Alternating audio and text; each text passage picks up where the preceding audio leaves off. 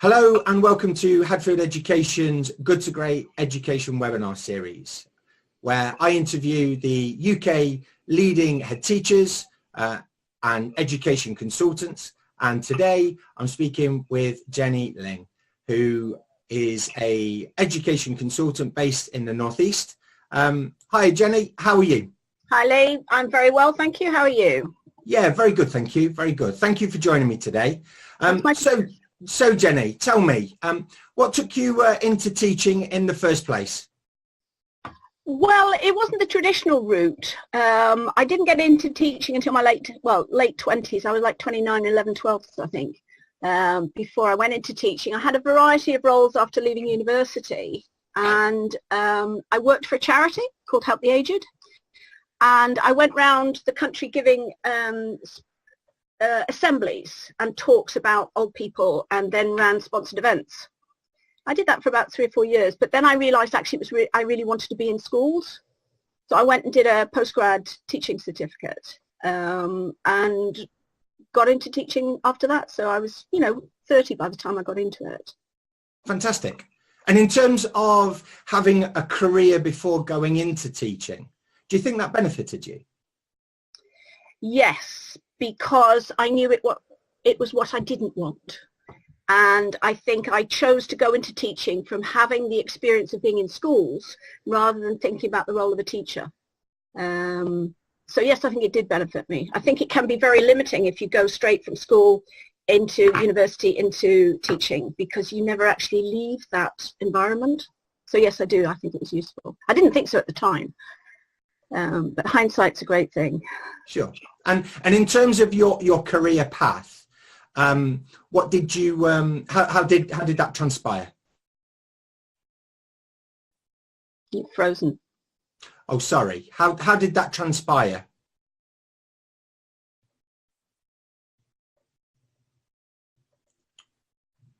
Oh, technical glitch. Right, I think you're back.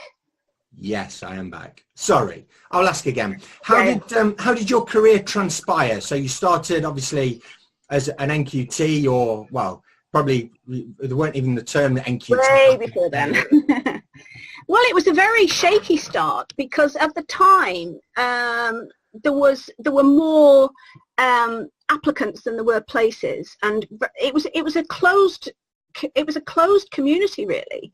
And you could only apply for permanent jobs if you were already working for the authority. So they were all in-house. So I couldn't actually get in. So I did a number of short-term contracts in various different schools. And then in my CV, I used that as an advantage because I'd experienced different schools, rather than actually I was an unstable person moving from school to school. So it took me probably 2 to 3 years to actually get a permanent position. And when I did get a permanent position, it was immediately a scale 2, which in those days you had your scale 1s and your scale 2.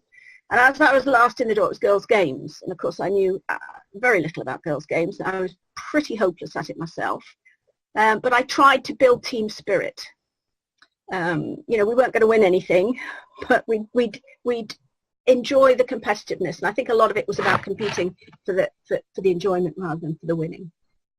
Valiant losers, I think we were. It was a shaky start because it took me a long time, and when you're applying for jobs and not getting them, you begin to doubt whether it's the right path for you. Yeah, I often have that conversation with teachers who it's almost as if they expect to get the first job that they apply to, and I think even now it's so competitive, in particular in certain areas, that it really does take sort of well-crafted application, real thought, a little bit of luck as well to be able to land your next job. So yeah. And in terms of your then progression through school, what path did you take?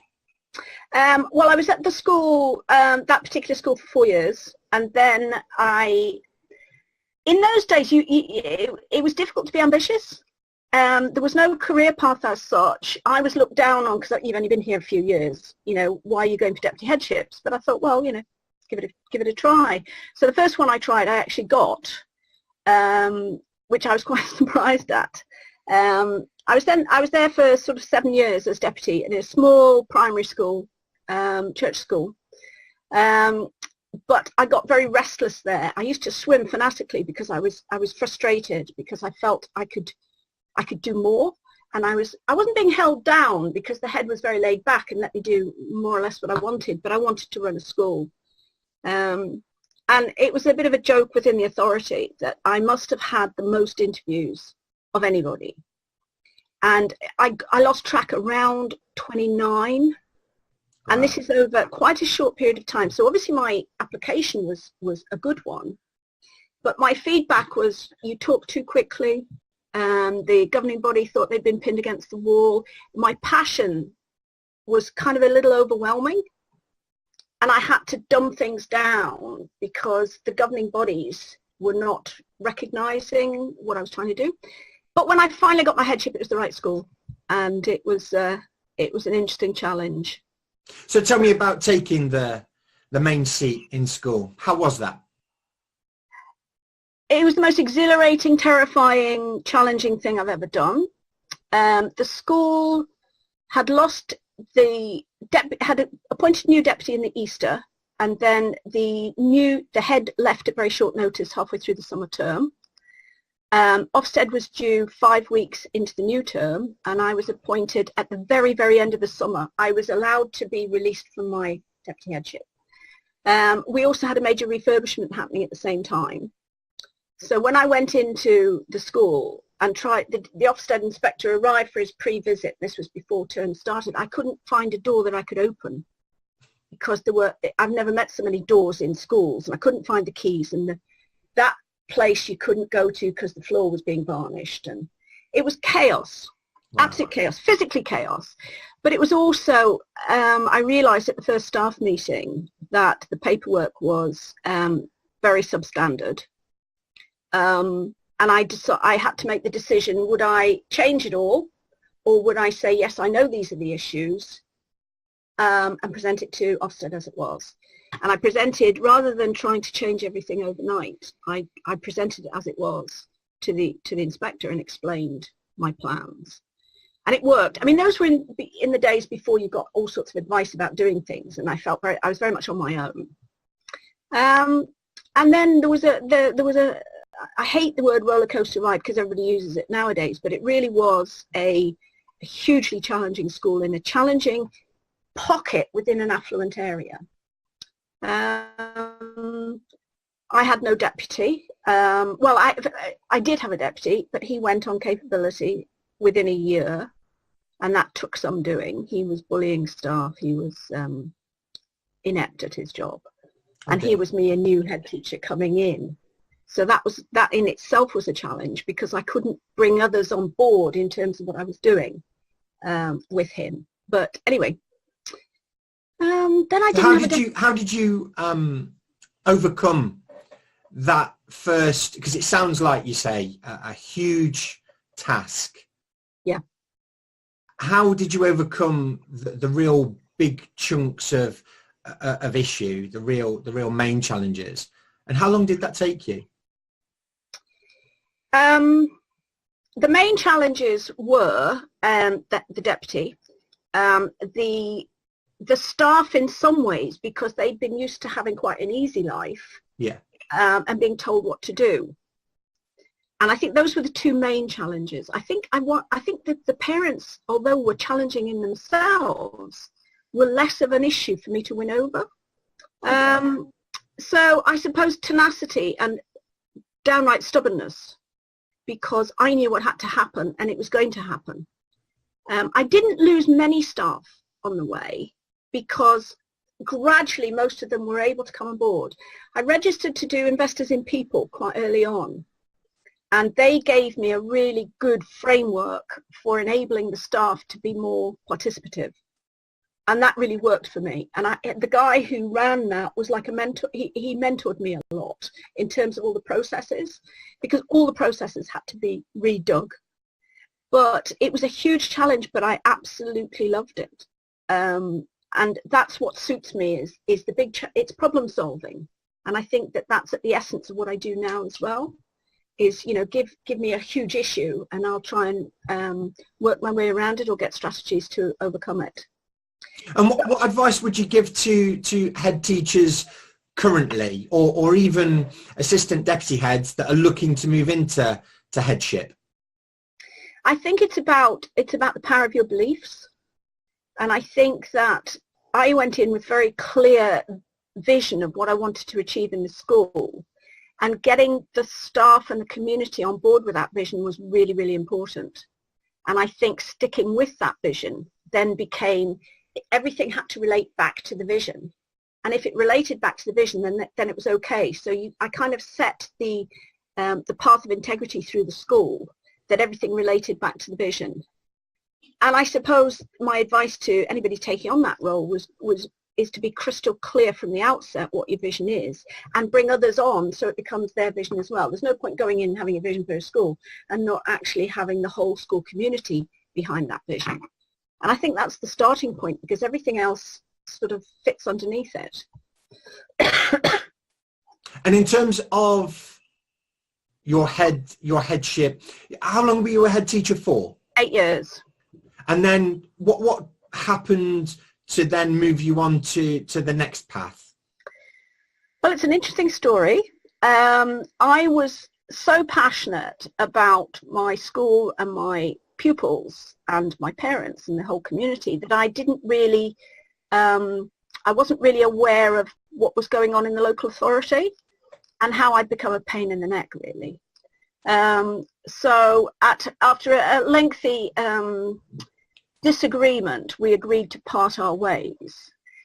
I was pretty, I hadn't taken into account that every time I was banging on the door saying, why haven't I got an ed psych here, and why haven't I got this, and why haven't I got that, you know, I was going higher and higher up the hit list. So we parted ways. We were due to move up to the northeast anyway, so, you know, it was a good time to leave. I left without any clear vision about where I wanted my career to go, but I was very fortunate in getting a very late sort of temporary post with the local authority as an assessment advisory teacher. Having been asked what I knew about assessment for learning, I said very little, but I'm a fast learner. So, and this was before the assessment for learning came in with the strategies. Sure. So I then had to start developing the training materials and training people within assessment for learning. So that was when I moved from sort of mainstream education into adult learning. But I didn't really know very much about it then. So after that contract was 18 months, I think, and then I moved to another local authority and became a change management consultant. And then I started getting trained in change management toolkits and getting people really, really interactive training. Yeah. And that then, I think, yeah, that went part-time. I think that was part-time. I can't remember. Because I got another job then working for NCSL, the National College, NCTL as it is now, delivering New Visions, a program for early headship. And that was my tipping point. That was when I suddenly found my niche. You know, as a head, I was a little bit too thinking outside the box for a conservative authority. As an advisory teacher, I was still following all the rules, but kind of not necessarily comfortable with them. And then when I started looking at adult learning, I learned more about any sort of learning than I had ever experienced throughout my career. And we used to go to the college and we were trained for a whole day to deliver a whole day. This was in the days of massive funding. Yeah. It was really challenging because there were some of the best educational brains in the country running this, and it was just amazing and so exciting. And that's moved me into what I'm doing now. So what was one of your biggest takeaways from, say, an event where you just had your own light bulb moment? That's not on the list. I think my light bulb moment came when I realized that we all learn and act in different ways. So it was, I mean, my initial degree was psychology, so I've always been interested in what motivates people and how people do things. And then I did I know what my light bulb moment is. I did Kolb's learning style. It's my favorite thing. And I did it myself prior to delivering it to the cohort. And I found that in terms of active learning, I'm sort of against the back wall. Whereas other people may be near the sort of middle. I was way out on a limb with 2 other people. And then we started talking about how we learned and how we approached things, and we did it in a very similar way. And then we began to understand the sort of the pedagogy underpinning that. And for me, that was a huge light bulb, because if you have an unusual learning style, then you're always slightly out of the norm. Sure. But if you understand what it is, and then you look at other people on the other side, and there's my husband is on the other side, I can tell you for a start. But then you see, well, actually data and tables and processes and rules are fine, but that's not my preferred learning style. So I think that the light bulb moment was about me and about how I approach things and how I learned. And since then, I've used it with a group of Indian state officials who were non-educationalists, and they were primarily professors and very learned people. And I put them through this practical Kolb, put it out on the floor, and had them all in their quadrants. And I had some very snooty senior lecturers, actually senior professors, saying, well, I can understand why I'm down here, but I can't see why you are. So there was a lot of kind of bringing people on board to understand that everybody's learning style is right for them. And I use it in my programs now as well, because I think it really helps people understand why there are certain people that you would give data analysis to, and there are other people who you'd say, you know, we really need to brainstorm something around this. So I think that was my light bulb. So tell me about the current initiatives and what you're working on at the moment. Yes, I was thinking about this and thinking how to categorize it all. And I think that going back to what we were saying before, a lot of it's about problem solving. So I'm freelance, and I do whatever really excites me.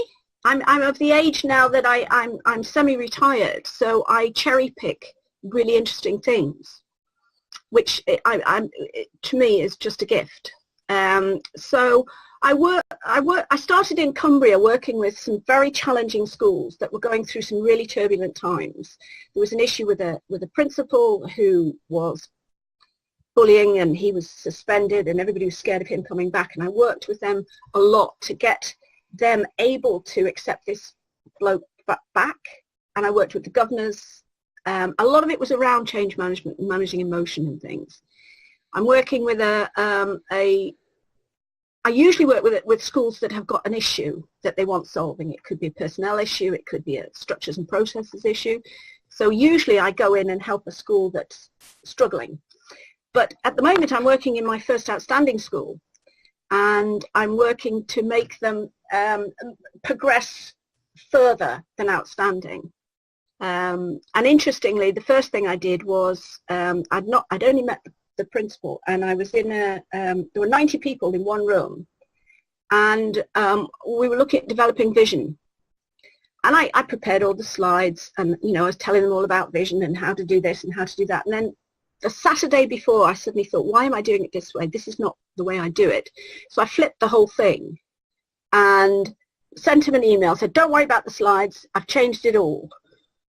Went in and then got them engaged, them working groups, them working on their phones, looking for examples of vision statements, what resonates with you, bringing them all together. And because it was a special school, 70% of them were not teachers, they were support staff. Yeah. And there were one or two who simply wouldn't engage, but most of them, 98% of them, were absolutely onto it. And I've just seen some documentation coming from the school, and they've got their vision statement there, and they've taken the pertinent words out, and they've just got 3 words along the bottom. So I stood there, look at these 90 people, thinking I must be bonkers, because it's quite a difficult group to manage, and they were all sort of spread out along the ways, which makes it harder. They weren't that way, they were that way. you know what I mean. What else do I do? I deliver... In terms of the 3 words, what were the 3 words? I'm intrigued. Inspire. Oh, I don't know. It was something about the pupils, the future, and the parents, bringing them all, innovate, inspire, and I don't know, can't remember. Oh, sorry. Sorry. And in terms of, so your main role when you have those kind of challenges has predominantly been helping schools that are in a pickle and need structure, support and help. What do you think makes a good senior leadership team within a school?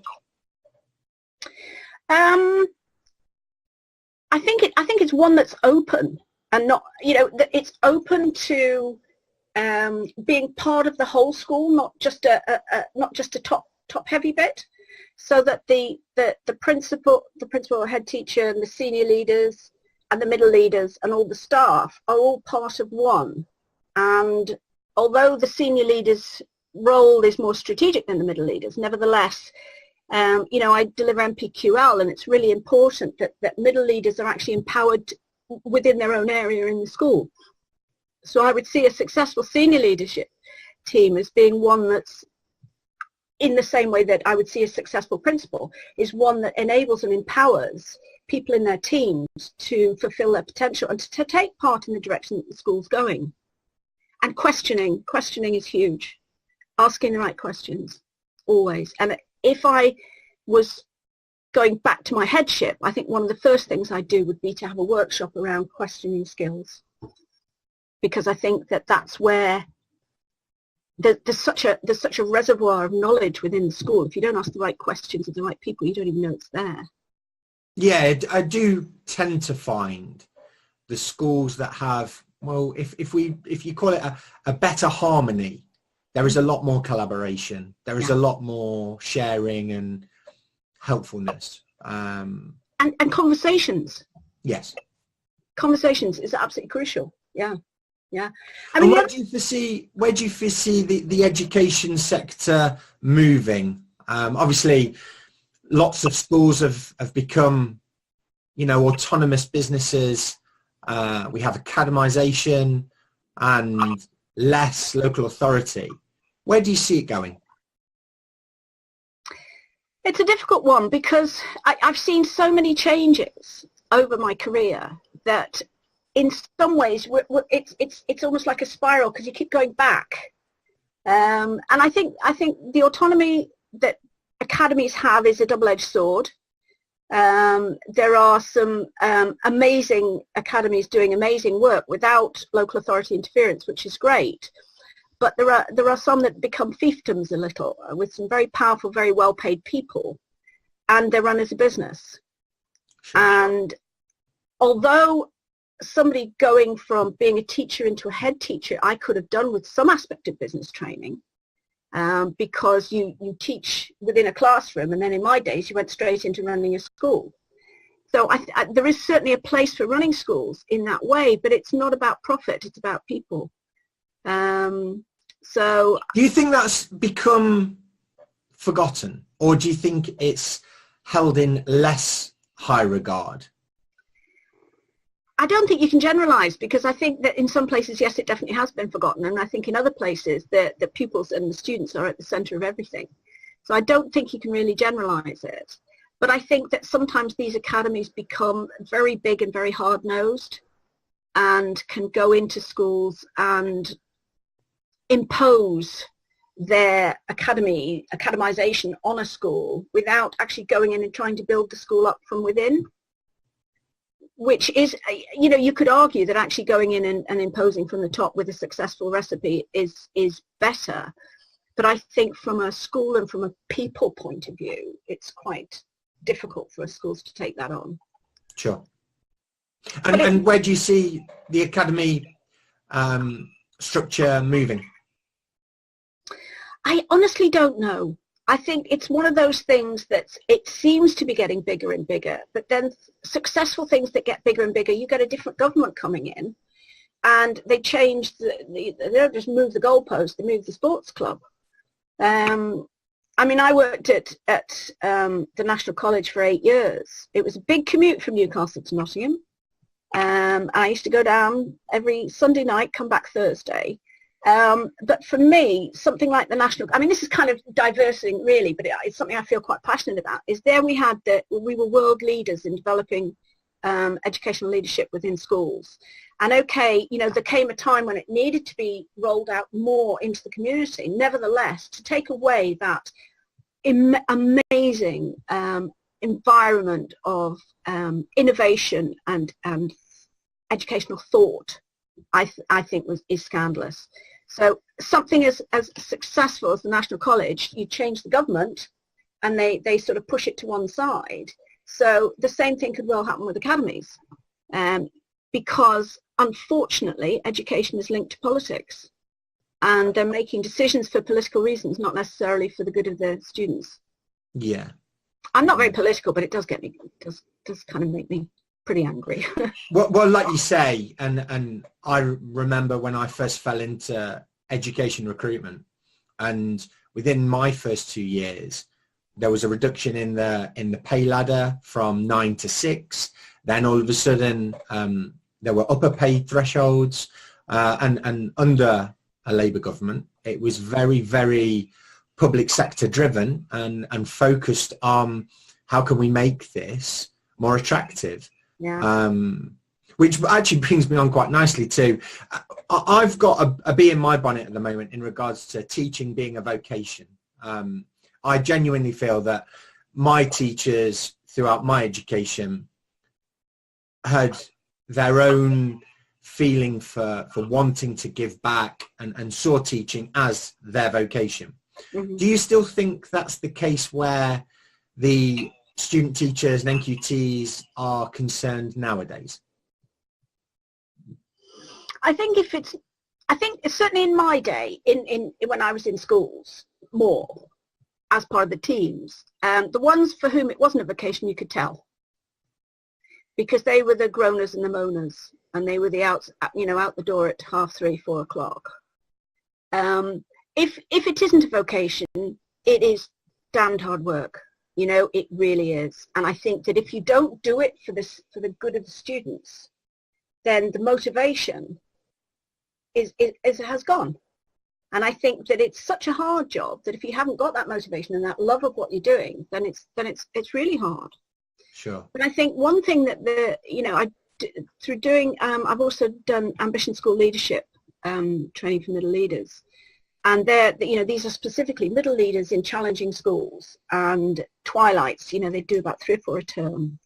And these kids, I mean, in my children's age, these young teachers are incredible, because it's changed so much over the past 30 years from being possibly, I don't know in terms of respect, but in terms of the job, when I first started teaching, it was relatively easy. It was pre-national curriculum. So if it was sunny, you'd go out and play rounders. Yeah.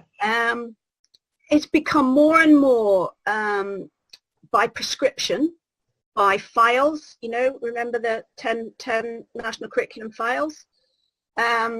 It's become more and more process driven, but by the same thing, there's a lot of resources there. So you get, the interactive whiteboards and all the things that you can use as resources makes that part easier. But in terms of accountability and the hard-nosed, you've got to get X number through at level 4 in SATs or whatever, or there are consequences.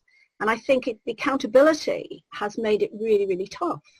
And I think that certainly some of the areas in some of the schools in Newcastle who are dealing with some really, really tough social issues, those teachers need a medal, because they continue to look for ways of transforming these people's lives. And I come along and mention, oh, have you tried this? And oh, yeah, we've tried that, they really are trying everything. They're very creative. How they will be in another 20 or 30 years, I don't know. Teacher burnout is a well documented phenomenon, sadly, yeah, and understandably. But they're great. I love working with these teams of young teachers who want to learn. They're passionate about their own development and their own learning, which is something that was missing early in my career. And it's such an exciting thing to be involved in. Definitely. I think teaching is probably one of the best jobs in the world. I do. The ability to influence and engage the next generation is certainly, if you don't get a buzz out of that, then there's something wrong with you. And I'm a dad, and just doing it with my own kids and, their friends is just brilliant. It's just brilliant. If you can get a buzz out of it, but unfortunately you can get into the situation. I remember when I was a deputy, it was always after lunchtimes, it was all the discipline issues that always came my way that interfered with what I was trying to do.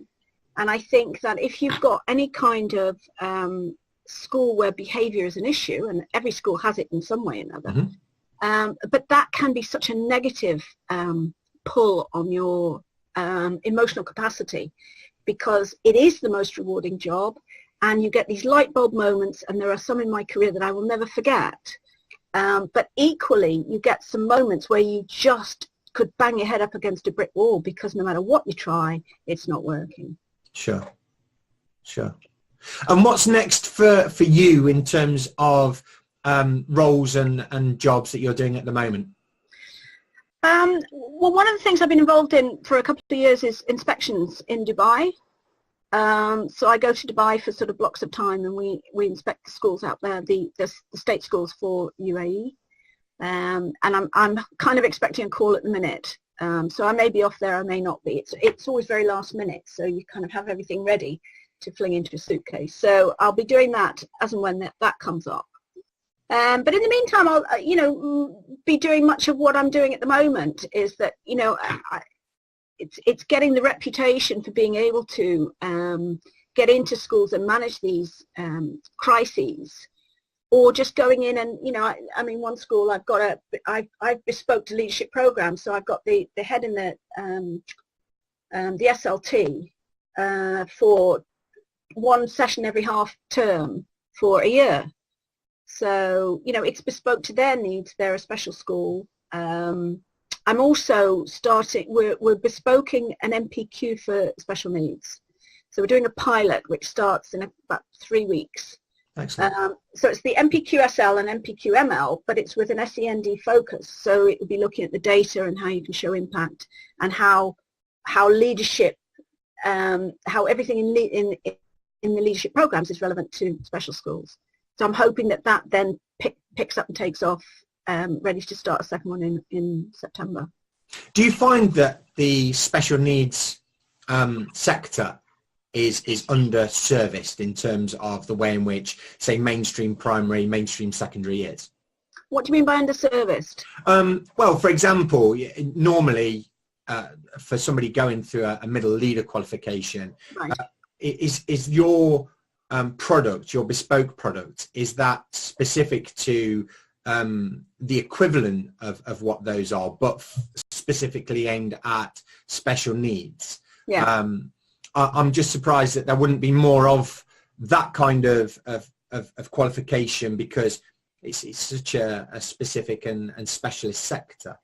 Don't get me wrong, there are specialist qualifications. There are organisations that run specific SEND qualifications, but what we're doing is enabling them to get a mainstream qualification, an MPQSL or an MPQML, but with the SEND focus. Yeah. So say they wanted to go back into mainstream, they would have that credibility. Okay.